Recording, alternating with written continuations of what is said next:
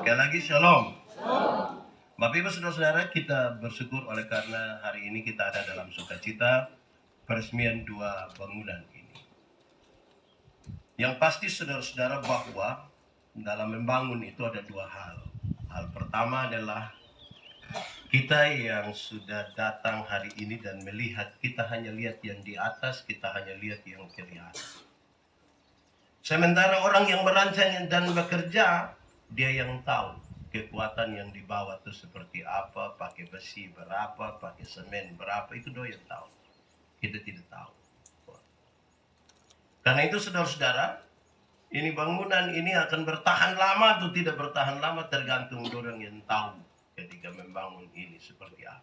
Karena yang tersembunyi, yang paling kuat malah itu kita tidak tahu. Itu hal pertama. Hal yang kedua saudara-saudara, bahwa bangunan sudah selesai. Dan hari ini kita resmikan.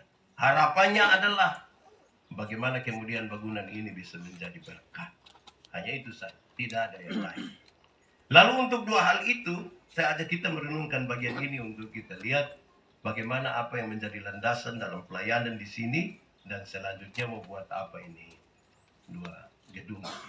Saudara-saudara, saya mulai dari sebuah penelitian. Ini hasil menarik. Disampaikan begini. Kalau ada orang hidup kira-kira 70 tahun, waktu yang dipakai untuk tidur itu kira-kira 23 tahun sampai 30 tahun. Itu hanya tidur. Itu hanya tidur 23 tahun sampai 30 tahun. Itu belum termasuk yang bangun terlambat. Itu juga tidak termasuk yang saya khotbah dia tidur itu belum termasuk. Itu bisa 36 itu malah, itu 37 tahun itu. Tidur, bekerja. Kalau orang itu kira-kira 70 tahun, waktu yang dipakai untuk bekerja kira-kira 16 tahun. 16 tahun itu hanya bekerja. Itu hitungan satu hari durasinya kira-kira 7 sampai 8 jam, 7 sampai 8 jam. Kalau dia dinas sampai pensiun ya kira-kira 16 tahun. Itu termasuk yang kerja pemalas dong. Itu 16 tahun. Menonton. Kalau orang itu kira-kira 70 tahun waktu dipakai untuk menonton itu kira-kira 8 tahun. 8 tahun itu hanya menonton film Korea, terus ya berita-berita viral dong, itu rekonstruksi di Kupang. Itu tidak termasuk yang duduk-duduk kok, dia nonton sendiri itu tidak termasuk. 8 tahun hanya menonton. Jalan-jalan. Kalau orang hidup 70 tahun, waktu yang dipakai untuk jalan-jalan itu kira-kira 6 tahun.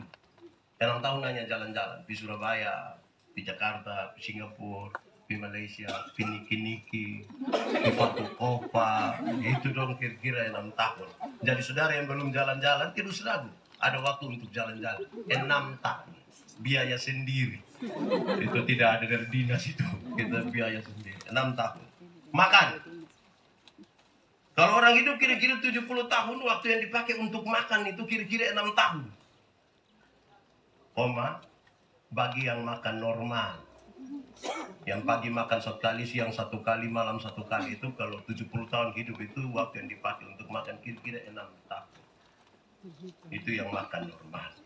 Tapi yang 1 kali makan tambah 3 kali, itu tidak mungkin 6 tahun. Itu mungkin 9 atau 12 tahun itu. Apalagi kalau pulang masih bungkus lagi. Tapi saya kira sebentar ini tidak ada yang bungkus saya itu. Habis di sini, habis terpakai lah. Untuk ini ya bagus sudah. Santai. Saya kira kita semua pernah bersantai. Orang hidup kalau kira-kira 70 tahun durasi yang dipakai untuk bersantai itu kira-kira 4 tahun setengah. 4 tahun setengah itu hanya santai-santai, jadi tidak mau diganggu. Dia mati HP. Katanya kerja dari rumah, tiba-tiba dia bilang, tahu signal di sini kenapa? Terus tiba-tiba mati itu. Itu 4 tahun setengah itu, kira-kira santai. Sakit. Tidak mungkin ada orang bilang di saya, Pak Pendeta, saya begini tidak sakit. Ngomong kosong. Minimal pilek. Tidak. Pilek sekarang bukan minimal. Maksimal itu.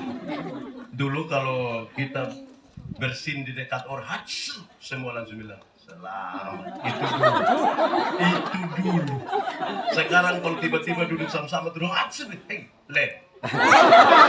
Jadi lab ini tambah penting ini, saudara. Dan terima kasih pemerintah Kabupaten Kupang ini sudah buat lab ini, orang bersin bisa periksa itu lagi. Sakit. Orang kalau hidup kira-kira 70 tahun, durasi sakitnya tuh kira-kira 4 tahun. 4 tahun tuh sakit. Itu belum termasuk stroke. Tidak juga termasuk sakit hati. Saudara pernah putus cinta kok? Pernah. Dokter Roju pernah. Orang kalau putus cinta dan tidak segera move on, tidak segera berhenti sudah. Oh itu dia bisa sakit hati dari tamat SMP sampai mati.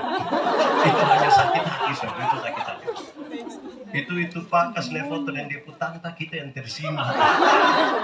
Kita bisa capture itu foto terus lingkar merah di putanta pung kepala, anak panah merah, messenger dia bertanya, siapa tuh?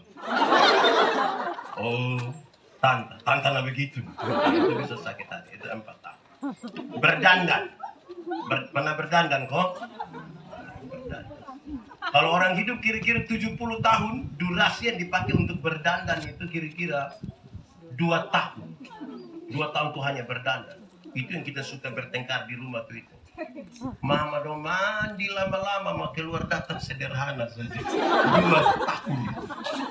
Itu belum termasuk alas bedak, belum termasuk alis apa. Jadi nanti kalau suka kerja di sini nak kurangi itu sedikit. Lihat-lihatlah orang datang di sini. Itu 2 tahun itu hanya berdandan. Terakhir, ibadah. Kalau orang kerja kira-kira 70 tahun, durasi yang dipakai untuk ibadah itu berapa lama ya? Ini riset menarik. Orang hidup 70 tahun, durasi yang pakai untuk ibadah itu kira-kira 6 bulan. 6 bulan, bagi yang rajin. Itu 6 bulan. Itu Senin ibadah, Selasa ibadah, sampai Minggu itu ibadah terus, itu 6 bulan. Tapi kalau yang 1 tahun dia gereja 2 kali, Natal 1 kali, Paskah 1 kali, itu tidak mungkin 6 bulan. Itu dia pun nama jemaat napas. Natal dan, karena Natal 1 kali, Paskah 1 kali, dipusingkatan tambah panjang. Napas 1. Jadi kalau sudah napas 1 tuh tiba-tiba ini lab jadi penting, dokter jadi penting, rumah sakit jadi penting. Kalau dia masih sehat itu kita omong, dia bilang kok paling mati. Kok paling mati. Pernah dengar itu kalimat kok? Atau sendiri om? Ya saudara-saudara, saya lihat tidak ada orang ini yang seumur hidup itu dia gereja kira-kira 3-4 kali saja. Pertama waktu anak baptis, kedua waktu anak sidi, ketiga waktu anak nikah, dan kemungkinan yang keempat itu waktu pemakaman dia. Pas pemakaman dia mau pimana, sudah dia di situ, sudah kita atur dia sudah.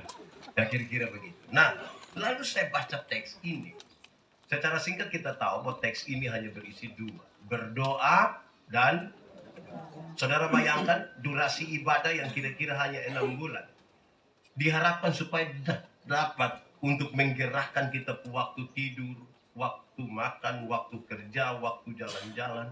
Jadi kalau ibadah itu tidak berkualitas, semua menjadi tidak berkualitas. Dan persoalan ada di sini. Lantas sekarang, ketika kita bicara tentang berdoa dan bekerja, saya coba untuk mengelompokkan berdoa dan bekerja ini kira-kira dalam 4 kelompok. Kita tidak usah saling baku tunjuk, tapi kita bisa rasa kita ada di kelompok mana. Pertama, tentang berdoa dan bekerja, kelompok pertama ada orang yang kerjanya kuat sekali, tapi doanya lemah sekali. Kerja kuat, doa, di sini ada yang begitu kok. Itu orang kalau kerja ngeri. Dia sibuk sampai kadang-kadang dia sibuk itu tidak wajar. Orang lain sempat ganti pakaian dinas, dia tidak sempat. Dia sibuk sekali. Di Kabupaten Kupang juga ada yang begitu. Itu sibuk. Orang yang sibuk yang seperti itu tuh, itu jangan coba-coba kita ajak dia ibadah. Berani kita berkata ibadah. Oh saya sibuk. Itu kalau omong sibuk itu ke derajat naik sedikit. Saya sibuk. Itu luar biasa. Orang yang seperti ini, saudara-saudara, dia mungkin tahu bagaimana dapat mengumpulkan uang yang banyak, bagaimana dapat jabatan, bagaimana menjadi kaya. Tapi dia tidak tahu cara menikmati. Dia bisa kumpul banyak tapi tidak menikmati. Dia hidup hanya untuk kerja. Tidak ada sempat untuk menikmati. Saya sudah bilang, orang yang begini ini kumpul uang banyak-banyak tapi tidak pernah jalan-jalan di Surabaya. Satu saat dia di Surabaya, dia telepon, pendeta, yuk, saya di Surabaya. Enaknya pesiar-pesiar. Tidak apa-apa. Terus, saya di rumah sakit dokter Sutomo. Sudah dapat rujukan dulu, tapi di sana. Wah, itu masalah. Kerja kuat, doa lemah. Orang yang kerja kuat dan doa lemah itu jangan coba-coba suruh dia doa makan. Berani kita bilang sebentar kakak doa makan, sembarang. Kira omongin kawan. Jadi kita bekerja dengan sangat-sangat luar biasa, tapi kita tidak pernah beribadah. Kita mungkin tidak akan menikmati apa-apa. Mungkin kita akan jadi budak dari pekerjaan itu. Itu kelompok pertama. Kelompok kedua, kebalikan dari itu. Orang yang doanya kuat, tapi kerjanya lemah. Doa kuat, kerja lemah. Di sini juga ada yang begitu. Itu segala sesuatu dia berdoa. Pokoknya ada apa-apa dia berdoa. Mau bangun ini gedung, jadi kita tidak usah kerja, kita doa. Mungkin akan turun dengan sendiri. Orang yang doanya kuat tapi kerja lemah, dia hanya berharap pada mujizat. Mujizat itu ada, tapi saya tidak menyarankan saudara berharap pada mujizat. Kenapa? Karena Tuhan tidak hadir untuk membuat mujizat. Tuhan itu ada bukan untuk bikin orang sakit jadi sembuh, walaupun bisa dibuat. Walaupun bisa dibuat. Ada banyak orang tidak kenal Tuhan malah lebih sehat dari kita. Orang yang suka minum sobi itu, dia minum dari 3 hari lalu sampai tadi pagi, istirahat sedikit, minum ulang, dia tidak tahu sakit. Kita yang mengaku kenal Tuhan ini duduk dekat kipas angin, sepulang pilih. Jadi kalau kita harap itu saja, bahaya itu. Itu bahaya. Tuhan datang bukan untuk bikin orang miskin menjadi kaya, walaupun bisa dibuat itu. Walaupun bisa dibuat. Tapi bukan itu tujuan utamanya. Ada banyak orang yang tidak kenal Tuhan malah lebih kaya dari kita. Itu koruptor dong, itu kaya-kaya semua. Di rumah 2, 3, 4, 5. Sampai tidak suka tinggal di rumah, dia tinggal di penjara sana. Tapi dia kaya-kaya itu. Kita yang kenal Tuhan ini yang sedikit-sedikit garam habis, sedikit-sedikit pulsa habis. Mau beli sepatu kantor, saya pakai tanya di itu, Mas. Bilang, Mas, bisa bayar 6 kali.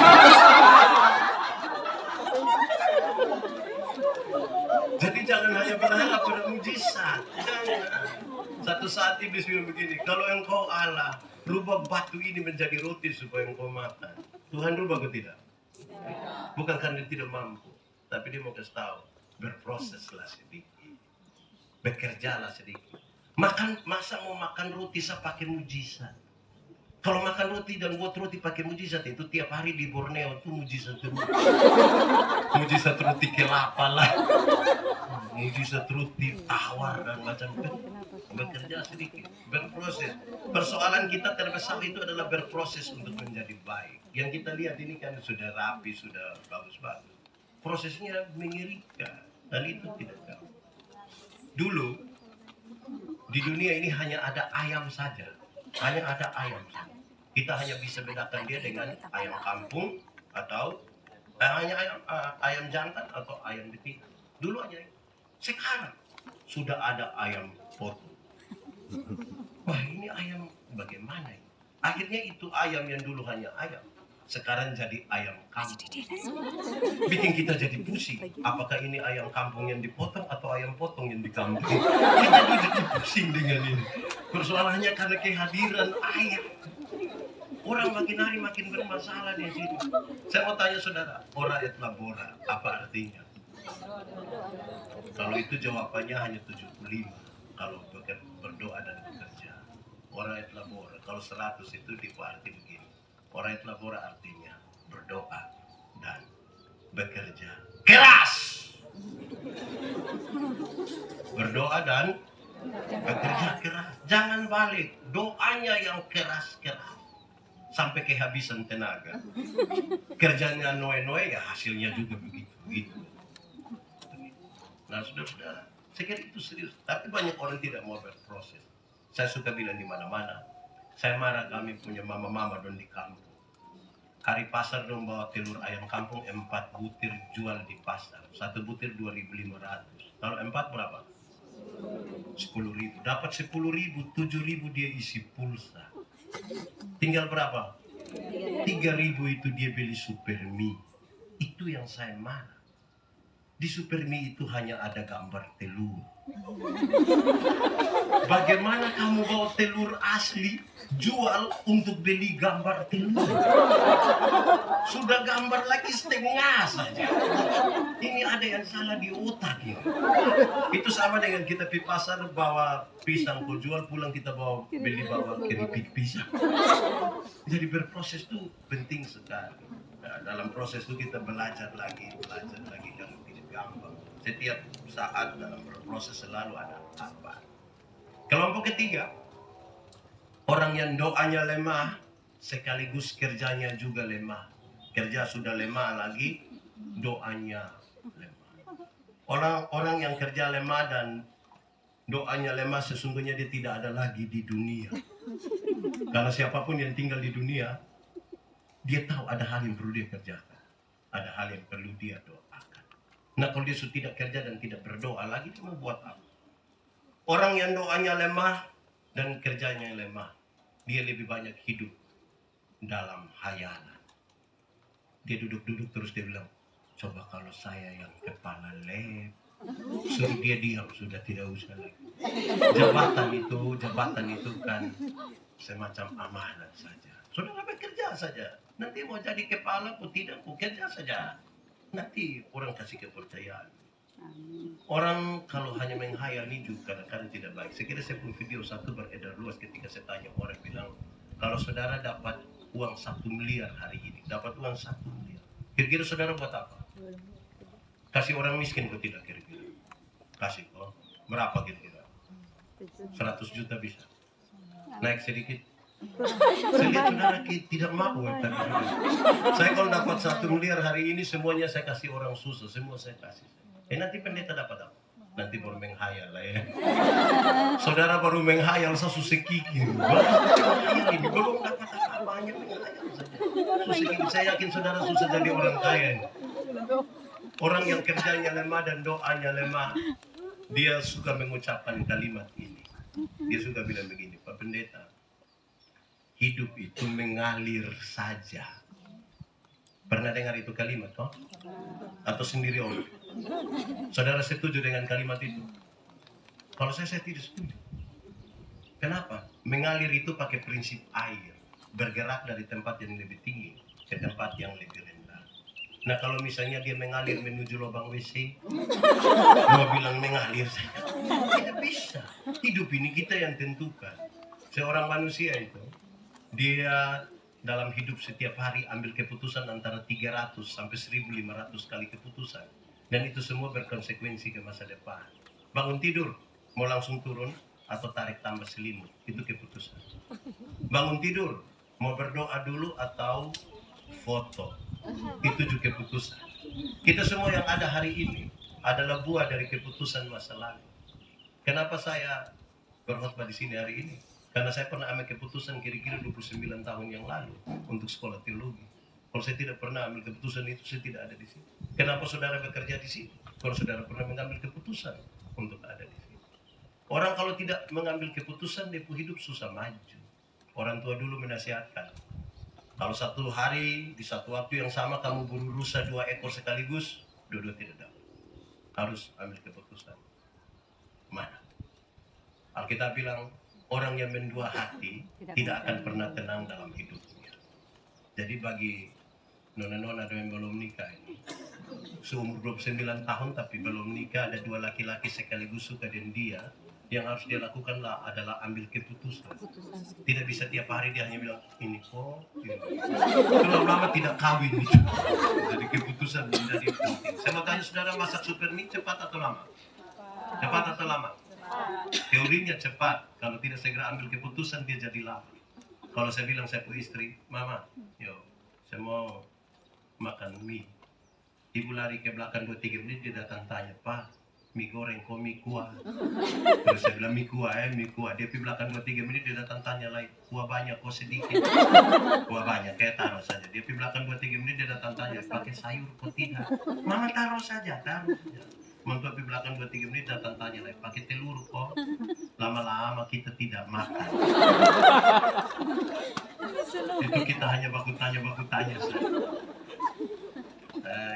Orang yang tidak segera mengambil keputusan dia hidup hanya membanding-bandingkan saja orang lain. Kami Natal di pedalaman timur. Kami pun kue seragam, kue nama kue Solo, besar ke piring. Kami tidak tahu dong pakai tepung apa, yang pasti kami punya karet. Tidak habis-habis. Kami Natal dengan 2 TKW. Yang satu bilang begini, Bapak, kalau kami Natal di Hong Kong, itu saya lihat dia begini. Yang satu bilang kalau kami Natal di Macau, terus woi, ini kita di Timur. Yang kau harus lakukan adalah bawa itu Hong Kong datang, kalau tidak kami dua berangkat di Hong Kong. Saudara tidak bisa tinggal dan bekerja di sini, tapi pikiran dan perasaan ada di tempat lain. Betul atau tidak? Saya mau tanya ibu-ibu dong. Ibu-ibu dong suka kalau suami banding ibu-ibu dong dengan ibu-ibu lain. Sebentar pulang dari sini suami bilang, Ma, yo, kenapa tidak sama dengan ibu di sebelah? Itu pasti maksud lu pindah bisa.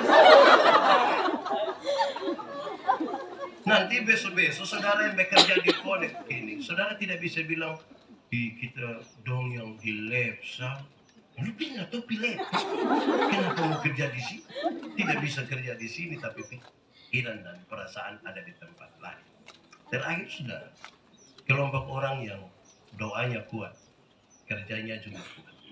Orang yang doa kuat dan kerjanya kuat, dia tahu kapan dia harus berdoa, kapan dia berhenti, kapan dia bekerja, kapan dia berhenti bekerja, kapan dia menikmati hasil pekerjaan, kapan dia melihat dan menikmati bersama-sama dengan keluarga, kapan dia mesti berdiam diri untuk membiarkan Tuhan kerja. Kenapa? Karena dia sadar dia tidak bisa melakukan semuanya. Saya kira itu titik dari kebahagiaan tertinggi. Itulah yang dialami oleh Salomo sebenarnya. Kalau kita mulai dari teks ini, Paulus bilang begini, saya minta kepada jemaat, berdoalah untuk kami, supaya Injil beroleh kemajuan dulu, karena tidak semua orang beroleh iman. Kita kerja sama-sama, tapi tidak semua hati satu. Kadang-kadang kalau musuh itu dari luar agak gampang, tapi musuhnya kerja sama-sama ini yang biasa agak susah. Itu nanti buat kita bertengkar, berkelahi, saling menjatuhkan, suwangi, dan lain sebagainya. Karena itu selesaikan semua. Tolong biarlah ini memperoleh kemajuan. Tidak semua orang memperoleh iman. Paulus bilang dia dapat kesempatan untuk dipelihara oleh Tuhan melalui jemaat. Tapi dia bilang tidak, saya harus terus bekerja. Dia menjahit tenda, dia jual, dan orang-orang pakai itu. Itu jadi sesuatu yang baik untuk menunjukkan kepada jemaat, kamu mesti terus bekerja. Saudara-saudara, Salomo tidak ada orang yang lebih dari dia. Sebelum dan sesudah Salomo tidak ada. Ada 3 hal yang paling dicari oleh laki-laki. Pertama, tahta, wanita, harta. Dari segi tahta, jabatan, Salomo itu raja. Tidak ada lagi jabatan lebih dari raja. Yang lebih hanya raja di atas segala raja. Dari segi wanita, Salomo punya istri 700, gundik 300. 700 tambah 300, 1000 istri. Saya yakin nama separuh dia tidak kenal. Pasti sulewat berdiri, weh, lupa nama siapa dulu. Kalau satu hari dia dengan satu orang dari istri-istrinya, maka dia butuh kurang lebih 3 tahun baru putar kembali sampai istri pertama. Itu sampai tuh pemilu berikutnya. Nah, tapi kalau itu baru itu nona-nona dong, itu cantik-cantik semua itu. Anak-anak para raja. Nona gagah-gagah semua, bukan sama kayak yang dari Indo, gagah-gagah semua. Bagus-bagus semua. Tapi kalau Alkitab bilang Salomo punya 700 istri, 300 gundik, itu informasi, bukan ajaran. Alkitab itu tadi informasi dan ajaran. Gereja jadi rusak karena orang bikin informasi jadi ajaran. Tanggal 5 kawin gue, dia bilang, kenapa Salomo saya bisa 700? Saya baru 2, kamu semulai marah. Padahal ini teman biasa pulang Kupang, Kuala Masih, sapi pulang Kupang, Kuala Masih. Di Kabupaten Kupang ada jualan. Terakhir dari soal kekayaan. Di zaman Salomo, perak tidak ada harga. Perak tidak ada harga. Kalau perak sesuatu tidak ada harga, Jambau memang kita pun bisi putih dong. Itu tidak pakai. Itu muti salap dong, gelang-gelang kea dong, itu tidak pakai di zaman sebelumnya. Hanya emas 24 karat. Dan pendapatan emas selama per tahun yang dibawa oleh saudagar-saudagar di luar persembahan para bupati. Yang dia dapat tuh 666 talenta. Satu talenta beratnya kira-kira 34 kilogram. Jadi kalau dia dapat 666 itu berarti pendapatan emas per tahun itu kira-kira 23 ton emas. Lebih dari batu akik itu. Kita pun hanya 10 gram, saya pakai semua datang di kantor. Bergantung semua di luar itu. Banyak itu. Semua banyak, dia tidak bergaya. Wih, saya rasa memang luar biasa. Tapi apa kalimat Salomo yang paling luar biasa? Dia begini. Jikalau bukan Tuhan yang membangun rumah, sia-sialah usaha orang yang membangun. Jikalau bukan Tuhan yang mengawal kota, sia-sialah pengawal berjaga-jaga. Kita kan tidak tahu, ada banyak hal bisa datang terjadi dengan tiba-tiba. Kadang-kadang bisa seroja, kadang-kadang apa-apa sahabat, banyak sebisa kebetulan. Dan karena itu kalau kita tidak hati-hati, kita tidak selalu berharap kepada Tuhan, mungkin yang kita kerjakan itu kemudian tidak bermanfaat maksimal. Tuhan memberkati kita. Amin. Saudara, mari kita sama-sama menyanyi pelangi kasih. Jalan hidup tak selalu tanpa kabut yang pekat.